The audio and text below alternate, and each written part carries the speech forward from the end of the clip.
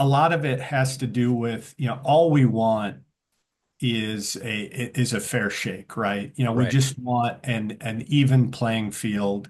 And unfortunately, after something terrible has happened to you or a family member, oftentimes that's not what you have. Insurance Mm. companies are not set up to give you a fair shake. They're set up to create profits for their shareholders, and that's fine. But the reality is that having a guide who can guide you through the system, can explain to you, what you're entitled to and what you're not, is something that most people need. Thank you so much for checking out the show today. Look, I want you to stay connected with everything this guest has to offer. So make sure that you sign up for my weekly newsletter. I'm not here to spam you. I'm here to just send you all the behind the scenes videos, shorts, reels from this week's guest, plus some other bonuses on there. So make sure that you hit connect below this video in the description or go to my website and sign up right there on the homepage, and I'll make sure that you stay in the loop. Thanks so much again. Have an awesome day. Keep changing the world. Tim, you're a father, you're a husband, you're a trial attorney at the number one personal injury law firm there in Iowa, RSH Legal, and so much more. Thank you for your time, dude. I appreciate it. Hey, it's a real honor to be on. I like to kick off things by going back a bit. You grew up in Hiawatha, Iowa, if I said that correctly. What was childhood like for you? Oh, it was fantastic. I grew up the oldest of five kids. Okay.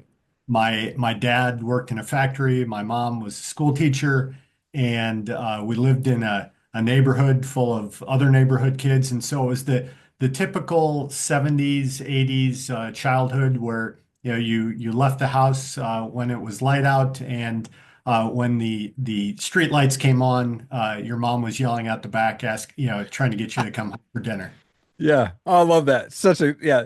That time of childhood was the best time ever. I definitely don't allow my kids out there at that late at night anymore. But at that time of the age, man, it certainly was fun there.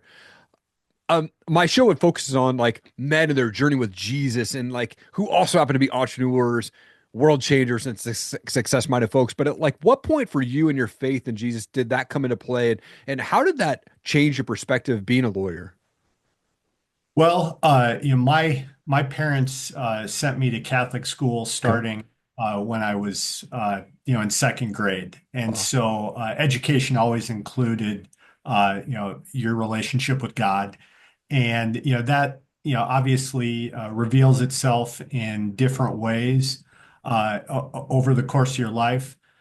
For me, it really kind of sort of came full circle when I was trying to figure out what kind of lawyer I wanted to be. Sure. And and there's lots of places, you can go work for the government, you can work for corporations and do honorable work. I felt compelled to represent people like my parents, and I found the most purpose being the voice of people who had gone through the worst time in their lives and helping them rebuild. Yeah. Love that. For those who don't know, like what is RSH Legal? What's the story? How did it all come together, man? Well, so it was founded by two lawyers who are now retired, and I was their first hire. Okay. So when I started as a lawyer, there were just three of us, and we represent people who've been injured, people who've been disabled, families of people who have been killed. And so we did that, and over the past 26 years, it has grown to the point where we now have 17 lawyers. We have three different offices around the state, 40 staff members, but the mission is still the same. It's speak for people who can't speak for themselves. Mm, I love that. Love that. And then what inspired you to actually become a lawyer? Like, was there somebody in your life that was like, "Hey, this is a really cool career. You should go that way." Well, I'm smiling because you say that, because like I said, my dad worked in a factory, my mom Yeah. was a teacher. I had never met a lawyer until I was 14 years old. Okay. And I was a handful in class. There was a teacher who I decided to welcome to the school by super gluing his chair to the floor. Oh my And gosh. And That's awesome. he realized that I needed something to keep me busy, and so there was this extracurricular program called mock trial that Okay. he brought to our school mainly because he needed something to keep me busy. Yeah. And that's when I met lawyers for the first time. I found out, how a trial worked, and then I was just very fortunate to have a number of lawyers who volunteered to coach at the middle school level, at the high school level, at college, that all helped me realize that this was what I wanted to do with my life. So cool. And that's kind of a full circle moment for you too, because now you're in that position where you're helping people with mock trials and things like that. What's that experience like? Oh, it's I love it. I've been able to so the way it happened was I was going to law school in Iowa City, which is about a half an hour from Cedar Rapids, where I live now, and I didn't know if I was going to stay in Iowa. Mhm. And I was talking to my now wife, and I said, I think as a third year law student, I've got a little bit of free time. Why don't I go back and volunteer at the middle school with the teacher who taught me? Mhm. And so I started doing that 28 years ago, and I've never stopped. Wow. I coach middle school in the fall. I coach high school in spring. I've had a chance to coach all three of my kids at the middle school level. That's awesome. And now four lawyers in my firm are former mock trial students of mine who I've known since they were, 14 years old. Wow, what a cool moment for to see those guys go through that and then come and join you on the team. What a cool thing that they get to do there. I love the tagline that you guys have on your website, fighting for fairness. It's such a powerful statement there. And you talked about like wanting to help folks that like was like mom and dad or those folks that just need help there. But what's that tagline mean to you personally? Well, it's a lot of it has to do with, all we want is a fair shake, right? We Right. just want an even playing field. And unfortunately, after something terrible has happened to you or a family member, oftentimes that's not what you have. Insurance Mm. companies are not set up to give you a fair shake. They're set up to create profits for their shareholders, and that's fine. But the reality is that having a guide who can guide you through the system, can explain to you, what you're entitled to and what you're not, is something that most people need. Yeah. And the other aspect of it that I just love is uh, doing the work that I do. Gives me the opportunity to get to know people at Mhm. a really deep level, because I have to be able to tell their story, Yeah. whether it's to an insurance company, whether it's to a jury. And so something I realized with the very first case that I ever worked on was that my job was to find out what was admirable and lovable about the people that we represented. Mm. And that's the secret weapon, right? Is if Yeah. you can find out, if you can truly love your clients and realize the important role that they play in their families, in their communities, then you have the power now to tell a story that's going to resonate with people. Man, stories are so important to be able to relay those and communicate with people, man. It just helps build and deepen that relationship for sure. What would you say is that makes RSH Legal stand out? Like, what makes you guys unique compared to all the other kind of lawyers out there in Iowa? Well, it gets back to that we as a firm are committed to telling our clients authentic story. And so Mhm. we're going to go to your home, and uh, we're going to sit down and ask you questions, and you can show us pictures of your family. We're going to interview your neighbors, your coworkers, find out the special role that you play, because we all recognize that it's there but for the grace of God go I, right? That it's the line between us and our clients is thinner than we would like to admit. Sure. That terrible things can happen, and so anything we can do to craft a story that resonates with judges and juries when they realize that our clients are special people Mhm. are important to the people that love them.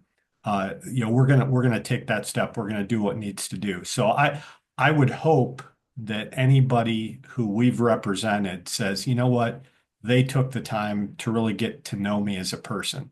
And they can't guarantee that I'm going to win, but gosh, they told my true story to the jury or to the insurance company, and they guided me through this because they really knew who I am. Come on. I love that. So good.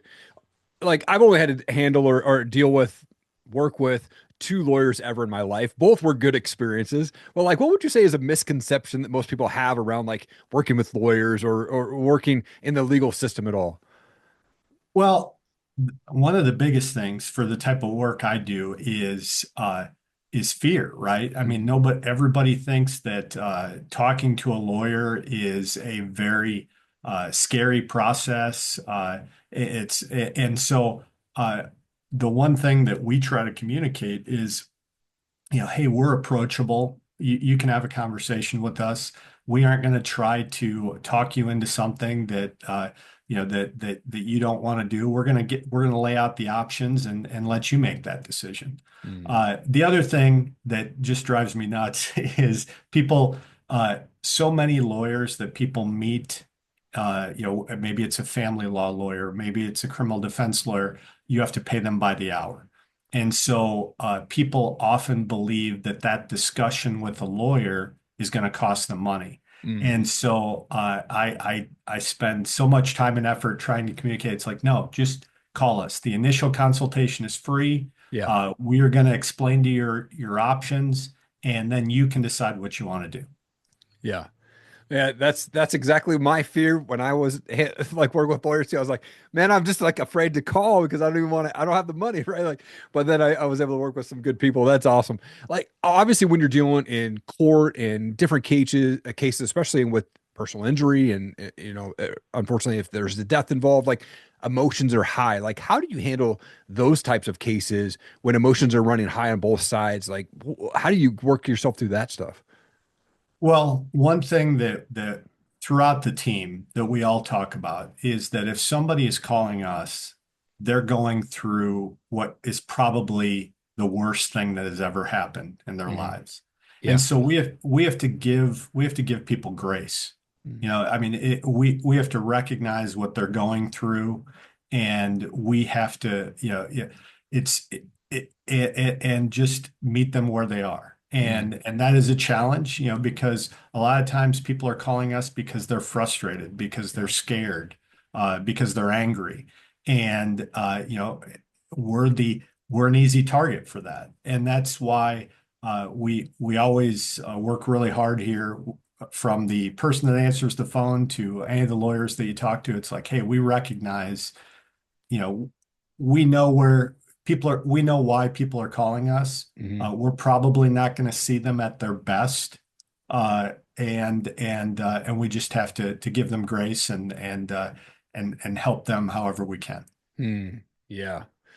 Love this. It's such a great conversation. Thank you so much, Tim, for all this, man. This is so good. There's going to be lots of people just impacted by this.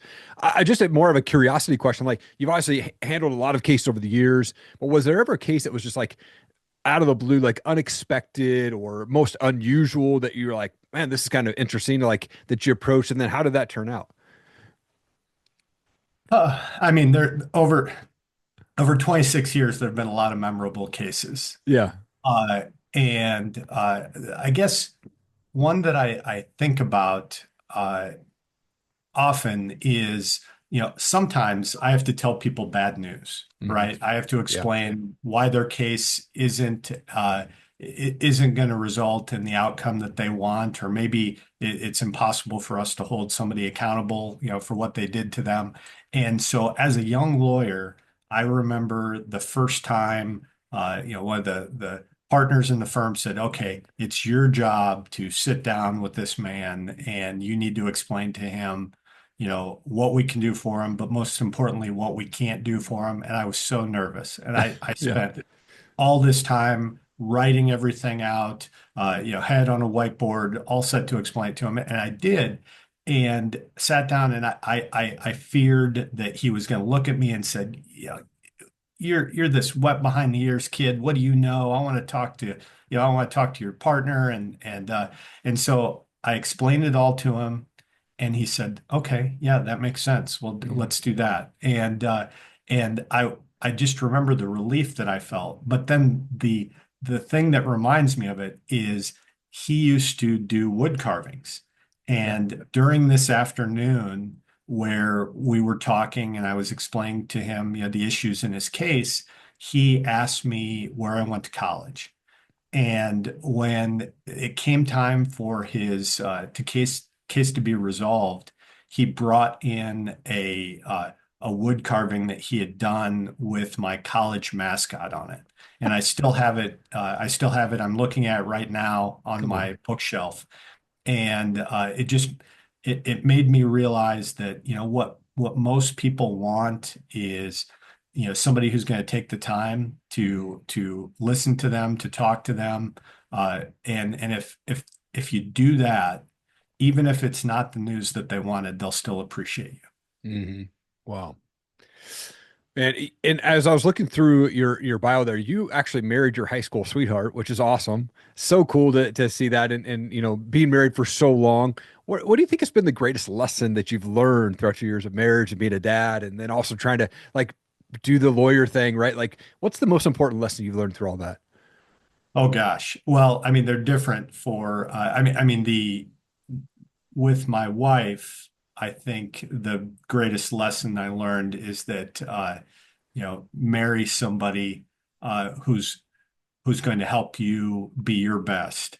Yeah. And I mean, most of what I've accomplished is because what she's, you know, what she's been willing to do. Hmm. And that if I have to travel, I can travel without concern because I know that she's taking care of everything at home. Yeah. And so, I mean, that's huge, right? I mean, I can't whatever I've achieved, it isn't because of just what I've done. It's because of what we've done together. Yeah. But the biggest lesson with kids, because now I have two kids in college and one kid who just started high school, and they are all so different. Hmm. And but one of my friends gave me a mantra that has really helped, and that is because I loved high school.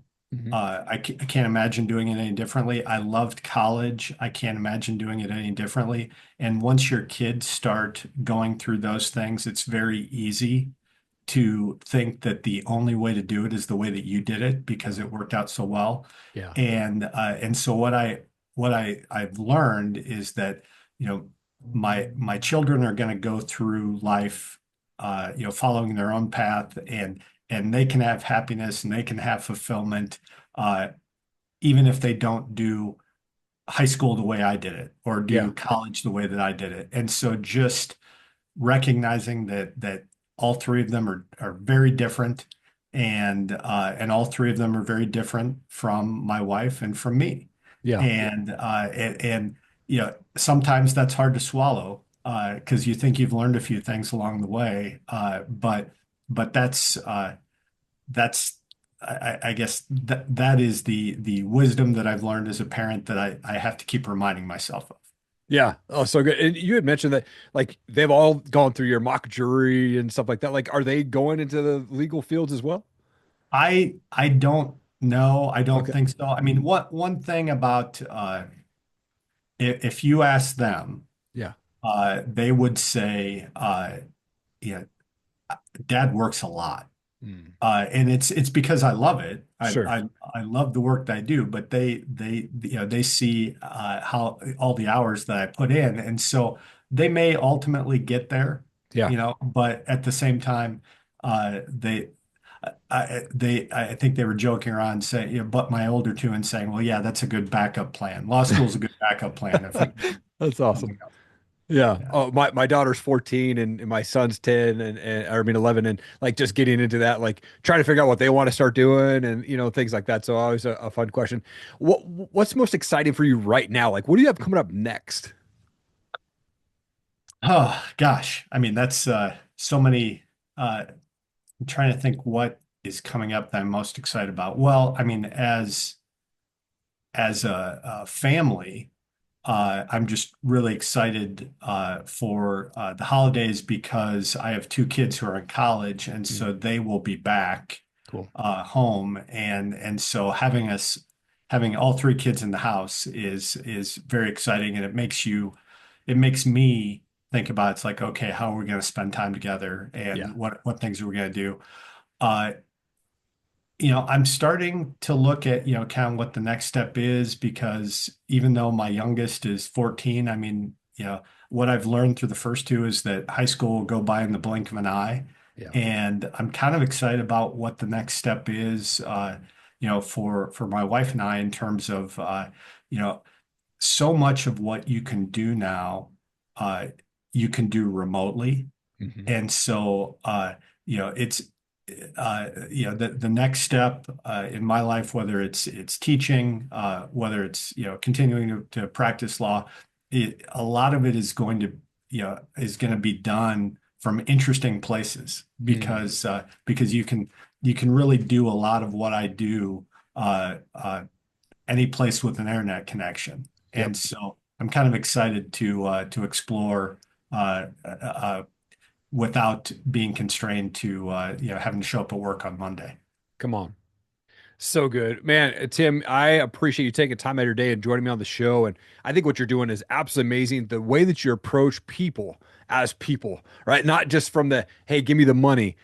Just the way that you approach it and what I've read and we've been chatting about on the show shows that you're just an awesome person, man. And really taking to heart the people that you work with and changing lives, man. You're an absolute world changer. Tim, I appreciate your time today. Thank you so much. Thank you. It was a great time. Hey, if you've ever thought about starting a podcast but unsure where to go, you need to go check out ericalanmedia.com. Click on the resources tab there. I will walk you through how to start, launch, and run a podcast. I've recorded over 500 interviews since 2017, and I want to help you launch your podcast. Make sure that you hit that subscribe button so you catch every show when I drop them. Thanks again. Keep changing the world.